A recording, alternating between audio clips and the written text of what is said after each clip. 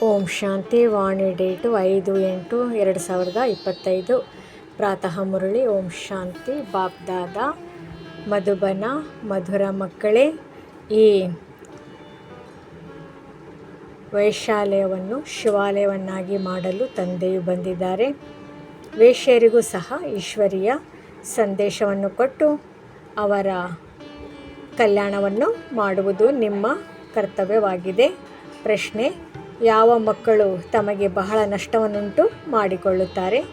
ಅದಕ್ಕೆ ಉತ್ತರ: ಯಾರು ಯಾವುದೇ ಕಾರಣದಿಂದ ಮುರಳಿಯನ್ನು ಅಂದರೆ ವಿದ್ಯೆಯನ್ನು ತಪ್ಪಿಸುತ್ತಾರೆ, ಅವರು ತಮಗೆ ತಾವೇ ಬಹಳ ನಷ್ಟವನ್ನುಂಟು ಮಾಡಿಕೊಳ್ಳುತ್ತಾರೆ. ಕೆಲವು ಮಕ್ಕಳಂತೂ ಪರಸ್ಪರ ಮುನಿಸಿಕೊಳ್ಳುವ ಕಾರಣ ತರಗತಿಗೆ ಬರುವುದಿಲ್ಲ. ಯಾವುದಾದರೊಂದು ನೆಪ ಮಾಡಿಕೊಂಡು ಮನೆಯಲ್ಲಿಯೇ ಮಲಗಿ ಬಿಡುತ್ತಾರೆ. ಇದರಿಂದ ಅವರು ತಮ್ಮದೇ ನಷ್ಟ ಮಾಡಿಕೊಳ್ಳುತ್ತಾರೆ. ಏಕೆಂದರೆ ತಂದೆಯು ನಿತ್ಯವೂ ಒಂದಲ್ಲ ಒಂದು ಹೊಸ ಯುಕ್ತಿಗಳನ್ನು ತಿಳಿಸುತ್ತಿರುತ್ತಾರೆ. ಕೇಳುವುದೇ ಇಲ್ಲವೆಂದರೆ ಕಾರ್ಯದಲ್ಲಿ ಹೇಗೆ ತರುತ್ತೀರಿ? ಓಂ ಶಾಂತಿ. ಮಧುರಾತಿ ಮಧುರ ಆತ್ಮಿಕ ಮಕ್ಕಳಿಗೆ ಇದು ತಿಳಿದಿದೆ. ನಾವೀಗ ವಿಶ್ವದ ಮಾಲೀಕರಾಗಲು ಓದುತ್ತಿದ್ದೇವೆ. ಭಲೆ ಮಾಯೆಯು ಮರೆಸಿಬಿಡುತ್ತದೆ. ಕೆಲವರಿಗಂತೂ ಇಡೀ ದಿನ ಮರೆಸಿಬಿಡುತ್ತದೆ. ಖುಷಿ ಇರಲು ಅವರು ಎಂದೂ ನೆನಪು ಮಾಡುವುದೇ ಇಲ್ಲ. ನಮಗೆ ಭಗವಂತನೇ ಓದಿಸುತ್ತಾರೆ ಎಂಬುದನ್ನೇ ಮರೆತು ಹೋಗುತ್ತಾರೆ. ಮರೆತು ಹೋಗುವ ಕಾರಣ ಮತ್ತೆ ಸೇವೆಯನ್ನು ಮಾಡಲು ಸಾಧ್ಯವಿಲ್ಲ. ರಾತ್ರಿಯು ತಂದೆ ತಿಳಿಸಿದರು, ಕನಿಷ್ಠರಿಗಿಂತಲೂ ಅತಿ ಕನಿಷ್ಠರು ಯಾರು? ವೇಶ್ಯರು ಯಾರಿದ್ದಾರೆಯೋ ಅವರ ಸೇವೆ ಮಾಡಬೇಕಾಗಿದೆ. ವೇಶ್ಯರಿಗೆ ನೀವು ಸಂದೇಶ ಕೊಡಿ. ನೀವು ತಂದೆಯ ಈ ಜ್ಞಾನವನ್ನು ಧಾರಣೆ ಮಾಡಿದರೆ ಸ್ವರ್ಗದ ವಿಶ್ವದ ಮಹಾರಾಣಿಯಾಗುತ್ತೀರಿ. ಯಾವುದೇ ಸಾಹುಕಾರರು ಆಗಲು ಸಾಧ್ಯವಿಲ್ಲ. ಯಾರು ತಿಳಿದುಕೊಂಡಿದ್ದೀರಿ, ವಿದ್ಯಾವಂತರಾಗಿದ್ದೀರೋ ಅಂಥವರು ಅವರಿಗೆ ಜ್ಞಾನ ಕೊಡುವ ಪ್ರಬಂಧ ಮಾಡಿ. ಇದರಿಂದ ಪಾಪ ಬಹಳ ಖುಷಿ ಪಡುತ್ತಾರೆ. ಏಕೆಂದರೆ ಅವರೂ ಸಹ ಅಬಲೆಯರಾಗಿದ್ದಾರೆ. ಅವರಿಗೆ ನೀವು ತಿಳಿಸಿಕೊಡಿ. ತಂದೆಯಂತೂ ಬಹಳಷ್ಟು ಯುಕ್ತಿಗಳನ್ನು ತಿಳಿಸುತ್ತಿರುತ್ತಾರೆ. ಹೇಳಿ, ನೀವೇ ಶ್ರೇಷ್ಠಾತಿ ಶ್ರೇಷ್ಠರಿದ್ದವರು ಈಗ ಅತಿ ಕನಿಷ್ಠರಾಗಿದ್ದೀರಿ. ನಿಮ್ಮ ಹೆಸರಿನಿಂದಲೇ ಭಾರತವು ವೈಶಾಲ್ಯವಾಗಿದೆ. ಈ ಪುರುಷಾರ್ಥ ಮಾಡುವುದರಿಂದ ಮತ್ತೆ ನೀವು ಶಿವಾಲಯದಲ್ಲಿ ಹೋಗುತ್ತೀರಿ. ನೀವೀಗ ಹಣಕ್ಕಾಗಿ ಎಷ್ಟು ಕೆಟ್ಟ ಕೆಲಸವನ್ನು ಮಾಡುತ್ತೀರಿ. ಈಗ ಇದನ್ನು ಬಿಡಿ. ಈ ರೀತಿಯಾಗಿ ತಿಳಿಸುವುದರಿಂದ ಅವರು ಬಹಳ ಖುಷಿಪಡುವರು. ಇದರಲ್ಲಿ ನಿಮ್ಮನ್ನು ಯಾರೂ ತಡೆಯುವುದಿಲ್ಲ. ಇದಂತೂ ಒಳ್ಳೆಯ ಮಾತಲ್ಲವೇ? ಬಡವರಿಗೆ ಇರುವುದೇ ಭಗವಂತ. ಹಣದ ಕಾರಣ ಬಹಳ ಕೆಟ್ಟ ಕೆಲಸ ಮಾಡುತ್ತಾರೆ. ಅವರಿಗೆ ಇದು ಹೇಗೆ ವ್ಯಾಪಾರವಿದ್ದಂತೆ ಈಗ ಸರ್ವಿಸ್ ಹೇಗೆ ವೃದ್ಧಿಯಾಗುವುದು ಎಂದು ನಾವು ಯುಕ್ತಿಗಳನ್ನು ತೆಗೆಯುತ್ತೇವೆ ಎಂದು ಮಕ್ಕಳು ಹೇಳುತ್ತಾರೆ. ಕೆಲವು ಮಕ್ಕಳಂತೂ ಯಾವುದಾದರೊಂದು ಮಾತಿನಲ್ಲಿ ಮುನಿಸಿಕೊಳ್ಳುತ್ತಾರೆ. ವಿದ್ಯೆಯನ್ನು ಬಿಟ್ಟು ಬಿಡುತ್ತಾರೆ. ನಾವು ಓದದಿದ್ದರೆ ನಮಗೆ ನಷ್ಟವನ್ನುಂಟು ಮಾಡಿಕೊಳ್ಳುತ್ತೇವೆ ಎಂದು ತಿಳಿಯುವುದಿಲ್ಲ. ಮುನಿಸಿಕೊಂಡು ಮನೆಯಲ್ಲಿಯೇ ಕುಳಿತುಕೊಂಡು ಬಿಡುತ್ತಾರೆ. ಈ ರೀತಿಯ ಅಂಧರು ಹೀಗೆ ಹೇಳಿದರು ಎಂದು ಹೇಳಿ ಬರುವುದೇ ಇಲ್ಲ. ವಾರದಲ್ಲಿ ಒಂದು ಬಾರಿ ಬರುವುದು ಕಷ್ಟ. ತಂದೆಯಂತೂ ಮುರಳಿಗಳಲ್ಲಿಯೂ ಕೆಲವೊಮ್ಮೆ ಕೆಲವೊಂದು ಸಲಹೆಗಳನ್ನು ಕೊಡುತ್ತಿರುತ್ತಾರೆ. ಮುರಳಿಯನ್ನಂತೂ ಕೇಳಬೇಕಲ್ಲವೇ? ತರಗತಿಗೆ ಬಂದಾಗಲೇ ಕೇಳುತ್ತೀರಿ. ಇಂಥವರನ್ನು ಅನೇಕರಿದ್ದಾರೆ. ಅಕಾರಣದಿಂದ ನೆಪ ಮಾಡಿಕೊಂಡು ಮಲಗಿ ಬಿಡುತ್ತಾರೆ. ಒಳ್ಳೆಯದು ಇಂದು ಹೋಗುವುದಿಲ್ಲ ಎಂದುಕೊಳ್ಳುತ್ತಾರೆ. ಅರೆ, ತಂದೆಯು ಇಂತಹ ಒಳ್ಳೊಳ್ಳೆಯ ವಿಚಾರಗಳನ್ನು ತಿಳಿಸುತ್ತಾರೆ. ಸರ್ವಿಸ್ ಮಾಡಿದರೆ ಶ್ರೇಷ್ಠ ಪದವಿಯನ್ನೇ ಪಡೆಯುವಿರಿ. ಇದು ವಿದ್ಯೆಯಾಗಿದೆ. ಬನಾರಸ್ ಹಿಂದೂ ಯೂನಿವರ್ಸಿಟಿ ಮೊದಲಾದ ಕಡೆ ಬಹಳಷ್ಟು ಶಾಸ್ತ್ರಗಳನ್ನು ಓದುತ್ತಾರೆ. ಬೇರೆ ಯಾವುದೇ ಕೆಲಸವಿಲ್ಲವೆಂದರೆ ಸಾಕು, ಶಾಸ್ತ್ರಗಳನ್ನು ಕಂಠಪಾಠ ಮಾಡಿ ಸತ್ಸಂಗವನ್ನು ಆರಂಭ ಮಾಡಿಬಿಡುತ್ತಾರೆ. ಅವರಲ್ಲಿ ಉದ್ದೇಶವೇನೂ ಇರುವುದಿಲ್ಲ. ಈ ವಿದ್ಯೆ ಎಂದಂತೂ ಎಲ್ಲರ ದೋಣಿಯು ಪಾರಾಗುತ್ತದೆ. ಅಂದಾಗ ಮಕ್ಕಳು ಇಂತಹ ಪದಂ ಸೇವೆಯನ್ನು ಮಾಡಬೇಕಾಗಿದೆ. ಯಾವಾಗ ಸಾಹುಕಾರರು ಇಲ್ಲಿ ವೇಶ್ಯರು ಬರುವುದು ನೋಡಿದರೆ ಅವರಿಗೆ ಬರುವುದಕ್ಕೆ ಮನಸ್ಸಾಗುವುದಿಲ್ಲ. ದೇಹಾಭಿಮಾನವಿದೆಯಲ್ಲವೇ, ಅವರಿಗೆ ನಾಚಿಕೆಯಾಗುತ್ತದೆ. ಭಲೆ, ಅವರಿಗಾಗಿ ಇನ್ನೊಂದು ಸೇವಾ ಕೇಂದ್ರವನ್ನು ತೆರೆಯಿರಿ. ಆ ವಿದ್ಯೆಯಂತೂ ಶರೀರ ನಿರ್ವಾಣಾರ್ಥವಾಗಿ ಬಿಡಿಗಾಸಿನ ವಿದ್ಯೆಯಾಗಿದೆ. ಇದು 21 ಜನ್ಮಗಳಿಗಾಗಿ ಇದೆ. ಇದರಿಂದ ಅನೇಕರ ಕಲ್ಯಾಣವಾಗುವುದು. ಬಹುತೇಕವಾಗಿ ಮಾತೆಯರು ಸಹ ಕೇಳುತ್ತಾರೆ, ಬಾಬಾ, ಮನೆಯಲ್ಲಿ ಗೀತಾ ಪಾಠ ಶಾಲೆಯನ್ನು ತೆರೆಯುವುದೇ? ಅವರಿಗೆ ಈಶ್ವರೀಯ ಸೇವೆಯ ಅಭಿರುಚಿ ಇರುತ್ತದೆ. ಪುರುಷರಂತೂ ಅಲ್ಲಿ ಇಲ್ಲಿ ಕ್ಲಬ್ ಮೊದಲಾದ ಕಡೆ ತಿರುಗುತ್ತಿರುತ್ತಾರೆ. ಸಾಹುಕಾರರಿಗಾಗಿ ಇಲ್ಲಿಯೇ ಸ್ವರ್ಗವಿದೆ. ಎಷ್ಟೊಂದು ಫ್ಯಾಷನ್ ಮಾಡುತ್ತಿರುತ್ತಾರೆ. ಆದರೆ ದೇವತೆಗಳ ಪ್ರಾಕೃತಿಕ ಸೌಂದರ್ಯ ನೋಡಿ ಹೇಗಿದೆ, ಎಷ್ಟೊಂದು ಅಂತರವಿದೆ. ಇಲ್ಲಿ ನಿಮಗೆ ಸತ್ಯವನ್ನು ತಿಳಿಸಲಾಗುತ್ತದೆ. ಆದ್ದರಿಂದ ನೋಡಿ ಎಷ್ಟೊಂದು ಕಡಿಮೆ ಮಂದಿ ಬರುತ್ತಾರೆ. ಅದರಲ್ಲಿಯೂ ಬಡವರು ಅಲ್ಲಂತೂ ಬಹು ಬೇಗನೆ ಹೊರಟು ಹೋಗುತ್ತಾರೆ. ಅಲ್ಲಿಗೂ ಶೃಂಗಾರ ಮಾಡಿಕೊಂಡು ಹೋಗುತ್ತಾರೆ. ಗುರುಗಳು ವಿವಾಹ ಮಾಡಿಸುತ್ತಾರೆ. ಇಲ್ಲಿ ಒಂದು ವೇಳೆ ಯಾರದೇ ವಿವಾಹ ಮಾಡಿಸಿದರೂ ಅದು ರಕ್ಷಣೆಗಾಗಿ ಕಾಮ ಚಿತೆಯ ಮೇಲೆ ಕುಳಿತುಕೊಳ್ಳುವುದರಿಂದ ಪಾರಾಗಲಿ, ಜ್ಞಾನ ಚಿತೆಯ ಮೇಲೆ ಕುಳಿತು ಪದಂ ಭಾಗ್ಯಶಾಲಿ ಆಗಲಿ ಎಂದು ಇಲ್ಲಿ ಗಾಂಧರ್ವ ವಿವಾಹವನ್ನು ಮಾಡಿಸಲಾಗುತ್ತದೆ. ಕೆಲವರು ತಂದೆ ತಾಯಿಗೆ ಹೇಳುತ್ತಾರೆ, ಈ ನಷ್ಟಗೊಳಿಸುವ ವ್ಯವಹಾರವನ್ನು ಬಿಟ್ಟು ಸ್ವರ್ಗಕ್ಕೆ ನಡೆಯಿರಿ. ಆಗ ತಂದೆ ತಾಯಿಯು ಹೇಳುತ್ತಾರೆ, ಏನು ಮಾಡುವುದು ಪ್ರಪಂಚದವರು, ಇವರು ನಮ್ಮ ಕುಲದವರ ಹೆಸರನ್ನು ಕೆಡಿಸುತ್ತಾರೆಂದು ಹೇಳಿ ನಮ್ಮ ಮೇಲೆ ಎದುರು ಬೀಳುತ್ತಾರೆ. ವಿವಾಹ ಮಾಡಿಕೊಳ್ಳದೇ ಇರುವುದು ನಿಯಮಕ್ಕೆ ವಿರುದ್ಧವೆಂದು ತಿಳಿಯುತ್ತಾರೆ. ಲೋಕ ಮರ್ಯಾದೆ, ಕುಲ ಮರ್ಯಾದೆಗಳನ್ನು ಬಿಡುವುದೇ ಇಲ್ಲ. ಭಕ್ತಿ ಮಾರ್ಗದಲ್ಲಿ ನನ್ನವರು ಒಬ್ಬ ತಂದೆ ವಿನಃ ಮತ್ಯಾರೂ ಇಲ್ಲವೆಂದು ಹಾಡುತ್ತಾರೆ. ಮೀರಾಳ ಗೀತೆಯೂ ಇದೆ. ಸ್ತ್ರೀಯರಲ್ಲಿ ಭಕ್ತಿನಿ ಮೀರಾ, ಪುರುಷರಲ್ಲಿ ನಾರದನ ಗಾಯನವಿದೆ. ನಾರದನ ಕಥೆಯೂ ಇದೆಯಲ್ಲವೇ? ನಿಮಗೆ ಯಾರಾದರೂ ಹೊಸಬರು ನಾನು ಲಕ್ಷ್ಮಿಯನ್ನು ವರಿಸುತ್ತೇನೆಯೇ ಎಂದು ಕೇಳಿದರೆ ತಿಳಿಸಿ, ತಮ್ಮನ್ನು ನೋಡಿಕೊಳ್ಳಿ. ಯೋಗ್ಯರಾಗಿದ್ದೀರಾ, ಪವಿತ್ರ ಸರ್ವಗುಣ ಸಂಪನ್ನರಾಗಿದ್ದೀರಾ. ಇದಂತೂ ವಿಕಾರಿ ಪತೀತ ಪ್ರಪಂಚವಾಗಿದೆ. ಆದ್ದರಿಂದ ಹೊರತೆಗೆದು ಪಾವನರನ್ನಾಗಿ ಮಾಡಲು ತಂದೆಯು ಬಂದಿದ್ದಾರೆ. ಪಾವನರಾಗಿ ಆಗಲೇ ಲಕ್ಷ್ಮಿಯನ್ನು ವರಿಸಲು ಯೋಗ್ಯರಾಗುತ್ತೀರಿ. ಇಲ್ಲಿ ತಂದೆಯ ಬಳಿ ಬರುತ್ತಾರೆ, ಪ್ರತಿಜ್ಞೆ ಮಾಡುತ್ತಾರೆ, ಮತ್ತೆ ಮನೆಗೆ ಹೋಗಿ ವಿಕಾರದಲ್ಲಿ ಬೀಳುತ್ತಾರೆ. ಇಂತಿಂತಹ ಸಮಾಚಾರಗಳು ಬರುತ್ತವೆ.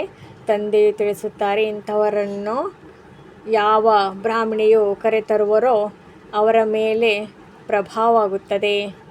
ಇಂದ್ರ ಸಭೆಯ ಕಥೆ ಇದೆಯಲ್ಲವೇ? ಅಂದಾಗ ಕರೆದುಕೊಂಡು ಬರುವವರಿಗೂ ಸಹ ಶಿಕ್ಷೆಯಾಗುತ್ತದೆ.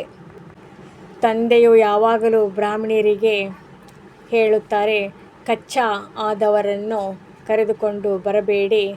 ನಿಮ್ಮ ಸ್ಥಿತಿಯೂ ಸಹ ಕೆಳಗಿಳಿಯುವುದು. ಏಕೆಂದರೆ ನಿಯಮಕ್ಕೆ ವಿರುದ್ಧವಾಗಿ ಕರೆತಂದರೂ ವಾಸ್ತವದಲ್ಲಿ ಬ್ರಾಹ್ಮಣಿಯಾಗುವುದು ಬಹಳ ಸಹಜವಾಗಿದೆ. 10-15 ದಿನಗಳಲ್ಲಿ ಆಗಿಬಿಡಬಹುದು. ತಂದೆಯು ಯಾರಿಗೆ ಬೇಕಾದರೂ ತಿಳಿಸಿಕೊಡಲು ಬಹಳ ಸಹಜ ಯುಕ್ತಿಗಳನ್ನು ತಿಳಿಸುತ್ತಾರೆ. ನೀವು ಭಾರತವಾಸಿ, ಆದಿ ಸನಾತನ ದೇವಿ ದೇವತಾ ಧರ್ಮದವರಾಗಿದ್ದೀರಿ, ಸ್ವರ್ಗವಾಸಿಗಳಾಗಿದ್ದೀರಿ. ಈಗ ನರಕವಾಸಿಯಾಗಿದ್ದೀರಿ. ಪುನಃ ಸ್ವರ್ಗವಾಸಿಯಾಗಬೇಕೆಂದರೆ ಈ ವಿಕಾರವನ್ನು ಬಿಡಿ. ಕೇವಲ ತಂದೆಯನ್ನು ನೆನಪು ಮಾಡಿ, ಆಗ ವಿಕರ್ಮಗಳು ವಿನಾಶವಾಗುವವು. ಎಷ್ಟು ಸಹಜವಾಗಿದೆ. ಆದರೆ ಕೆಲವರು ಏನನ್ನೂ ತಿಳಿದುಕೊಳ್ಳುವುದೇ ಇಲ್ಲ. ತಾನೇ ತಿಳಿದುಕೊಂಡಿಲ್ಲವೆಂದರೆ ಅನ್ಯರಿಗೂ ತಿಳಿಸುತ್ತಾರೆ. ವಾನಪ್ರಸ್ಥ ಸ್ಥಿತಿಯಲ್ಲಿಯೂ ಮೋಹದ ಸೆಳೆತವಿರುತ್ತದೆ. ಈಗಂತೂ ಬಹಳ ಮಂದಿ ವಾನಪ್ರಸ್ಥ ಸ್ಥಿತಿಯಲ್ಲಿ ಹೋಗುವುದೇ ಇಲ್ಲ.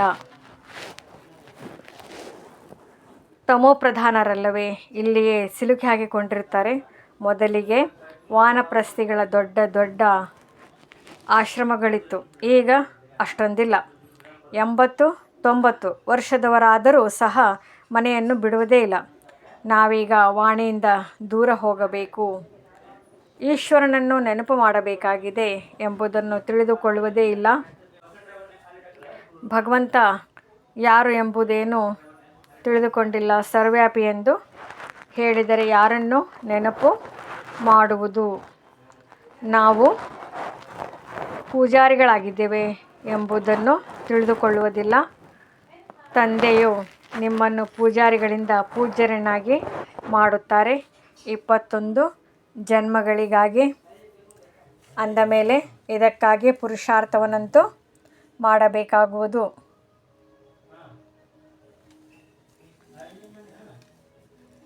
ತಂದೆಯು ತಿಳಿಸುತ್ತಾರೆ, ಈ ಹಳೆಯ ಪ್ರಪಂಚವಂತೂ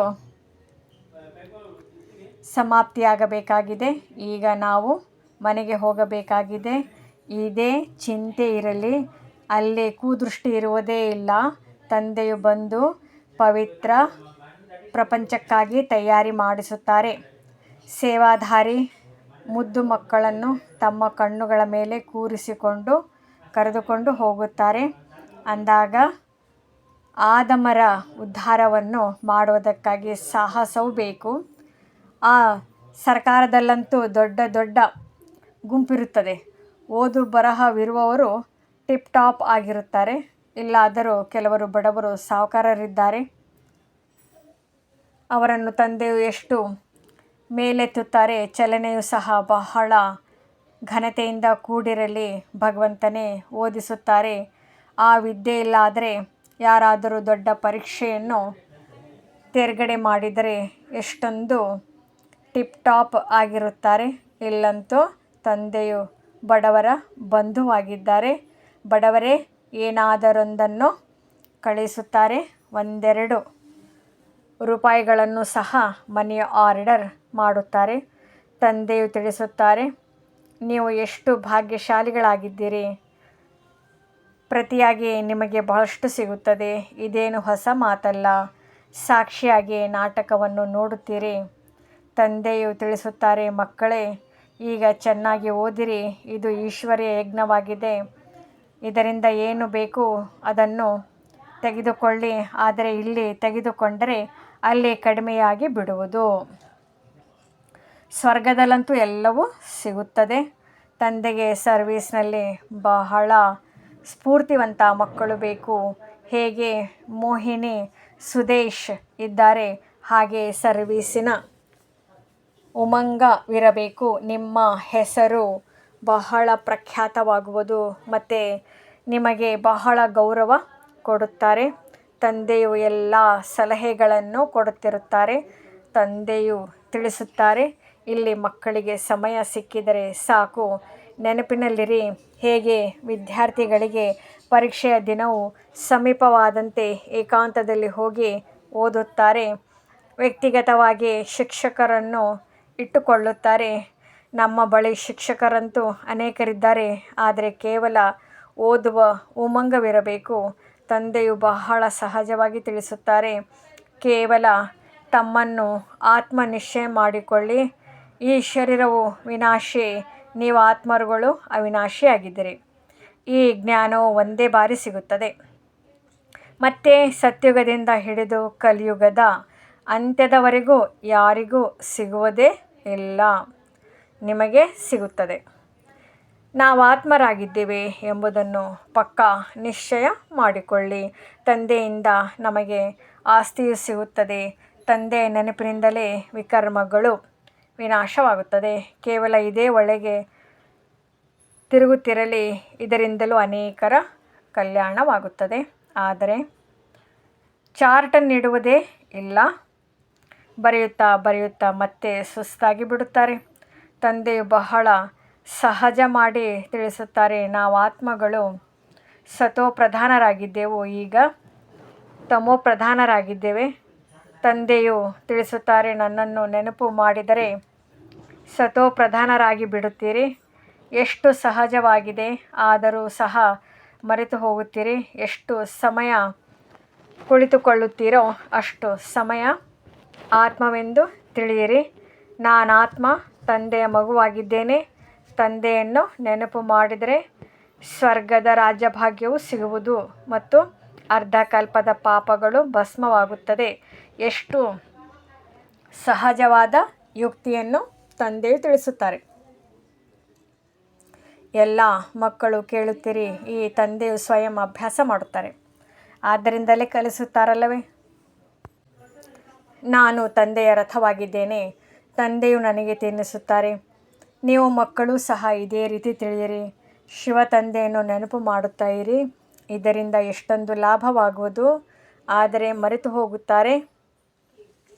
ಇದು ಬಹಳ ಸಹಜವಾಗಿದೆ. ವ್ಯಾಪಾರದಲ್ಲಿ ಯಾರು ಗ್ರಾಹಕರಿಲ್ಲವೆಂದರೆ ನೆನಪಿನಲ್ಲಿ ಕುಳಿತು ಬಿಡಿ. ನಾನು ಆತ್ಮನಾಗಿದ್ದೇನೆ, ತಂದೆಯನ್ನು ನೆನಪು ಮಾಡಬೇಕಾಗಿದೆ. ಕಾಯಿಲೆಯಲ್ಲಿ ಸಹ ನೆನಪು ಮಾಡಬಲ್ಲಿರಿ. ಬಂಧನದಲ್ಲಿ ಇರೋರಾಗಿದ್ದರೆ ಅಲ್ಲಿ ಕುಳಿತೇ ನೀವು ನೆನಪು ಮಾಡುತ್ತಾ ಇರಿ. ಇದರಿಂದ ನೀವು 10-20 ವರ್ಷದವರಿಗಿಂತಲೂ ಉತ್ತಮ ಪದವಿಯನ್ನು ಪಡೆದುಕೊಳ್ಳುತ್ತೀರಿ. ಒಳ್ಳೆಯದು. ಮಧುರಾತಿ ಮಧುರ ಅಗಲಿ ಹೋಗಿ ಮರಳಿ ಸಿಕ್ಕಿರುವ ಮಕ್ಕಳ ಪ್ರತಿ ಮಾತಾಪಿತಾ ಬಾಪ್ ದಾದಾರವರ ನೆನಪು, ಪ್ರೀತಿ ಹಾಗೂ ಸುಪ್ರಭಾತ. ಆತ್ಮಿಕ ಮಕ್ಕಳಿಗೆ ಆತ್ಮಿಕ ತಂದೆಯ ನಮಸ್ತೆ. ಧಾರಣೆಗಾಗಿ ಮುಖ್ಯ ಸಾರ. ಮೊದಲನೇದ್ದು,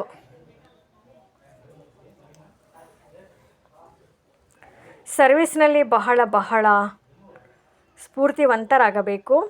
ಸಮಯ ಸಿಕ್ಕಿದಾಗಲೆಲ್ಲ ಏಕಾಂತದಲ್ಲಿ ಕುಳಿತು ತಂದೆಯನ್ನು ನೆನಪು ಮಾಡಬೇಕಾಗಿದೆ. ವಿದ್ಯಾಭ್ಯಾಸದ ಉಮಂಗ ಇಡಬೇಕಾಗಿದೆ. ವಿದ್ಯೆಯೊಂದಿಗೆ ಎಂದೂ ಮುನಿಸಿಕೊಳ್ಳಬಾರದು.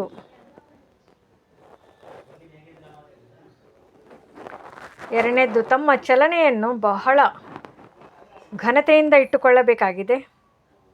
ನಾವೀಗ ಮನೆಗೆ ಹೋಗಬೇಕಾಗಿದೆ. ಹಳೆಯ ಪ್ರಪಂಚವು ಸಮಾಪ್ತಿಯಾಗಲಿದೆ. ಅದರಿಂದ ಮೋಹದ ದಾರಗಳನ್ನು ಕತ್ತರಿಸಬೇಕಾಗಿದೆ. ವಾಣಿಯಿಂದ ದೂರ ಹೋಗುವ ಸ್ಥಿತಿಯಲ್ಲಿರುವ ಅಭ್ಯಾಸ ಮಾಡಬೇಕಾಗಿದೆ. ಅಧಮರ ಉದ್ಧಾರವನ್ನು ಮಾಡುವ ಸೇವೆ ಮಾಡಬೇಕಾಗಿದೆ.